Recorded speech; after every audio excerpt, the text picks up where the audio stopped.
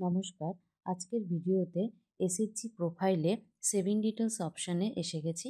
এখানে meeting frequency অর্থাৎ আপনার এসএসজিটি মাসে কতবার মিটিং করে, এখানে ড্রপডাউন থেকে অপশান সিলেক্ট করে নেবেন।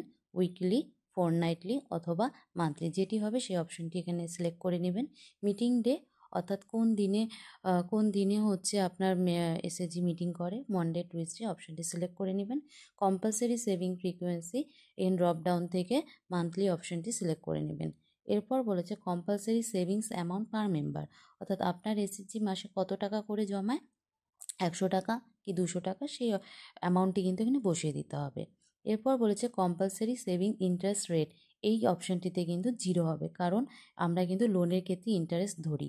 এটা যেহেতু কম্পালসারি সেভিংস অ্যামাউন্ট, তার জন্য এখানে কিন্তু কোনো ইন্টারেস্ট রেট ধরা হবে না, তাই 0 হবে। এবার ভলেন্টারি সেভিংস, এই অপশানটি কিন্তু নো করে দিতে হবে। এরপর আমরা সেভ করে দিব। এরপর আমরা এসে গেছি অ্যাড্রেস, অর্থাৎ এসএসজির অ্যাড্রেস। এখানে পিনকোড যাচ্ছে, এখানে আমরা কিন্তু পিনকোডটি যেটা আছে সেটা দিয়ে দিবেন। এরপর বলেছে হাউস, স্ট্রিট, লেন, অর্থাৎ আপনার এসএসজিটি কোন পাড়ায় এবং কোন গলিতে, অর্থাৎ কোন জায়গার নামটি আর কি, সেইখানটায় কিন্তু ওটা লিখে দিতে হবে। এরপর বলেছে গ্রাম পঞ্চায়েত, অর্থাৎ গ্রাম পঞ্চায়েত অর্থাৎ এসএসজিটি কোন গ্রাম পঞ্চায়েতের আন্ডারে, এখানে ড্রপডাউন থেকে আপনি সিলেক্ট করে নিতে পারেন। এরপর ভিলেজ অথবা টাউন, সেই অপশানটি কিন্তু এখান থেকে নিয়ে নিতে পারবেন। এরপর কিন্তু আপনি সেভ করে দিবেন। এরপর এসে গেছি মোর ডিটেলস। এখানে বলেছে identification of the book keeper, এখানে দেখেন ইয়েস ইন্টারনাল, এক্সটার্নাল নো। আপনার এসএসজির মেম্বার যদি বুককিপার হয়ে থাকে, অর্থাৎ আপনার যদি মেম্বারই খাতাপত্র লেখে, তাহলে কিন্তু ইয়েস ইন্টারনাল অপশানটি সিলেক্ট করতে হবে। এরপর বুককিপার নেম, অর্থাৎ আপনি যখন বুককিপার নেমটা সিলেক্ট করবেন অটোমেটিক এরপর দেখবেন বুককিপার মোবাইল নাম্বারটা চলে এসেছে।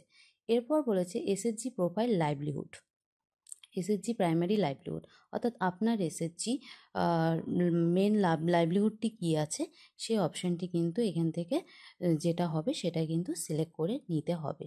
এরপর যদি আপনার এসএসজি যদি কোনো লাইভলিহুডের সাথে জড়িত না থাকে, তাহলে কিন্তু নো অপশানটি সিলেক্ট করতে পারেন। এরপর tenure of elected office bearers, অর্থাৎ আপনার এসএসজি বছরে চেঞ্জ করে অফিস বিয়ারার কি 3 বছরে, তো এখানে অপশান আছে 12 to 36, এখানে আপনি 36 লিখে দিবেন। এরপর এসএসজি রেজুলেশন কপিটি আপলোড করে সেভ করে দিতে হবে। ধন্যবাদ।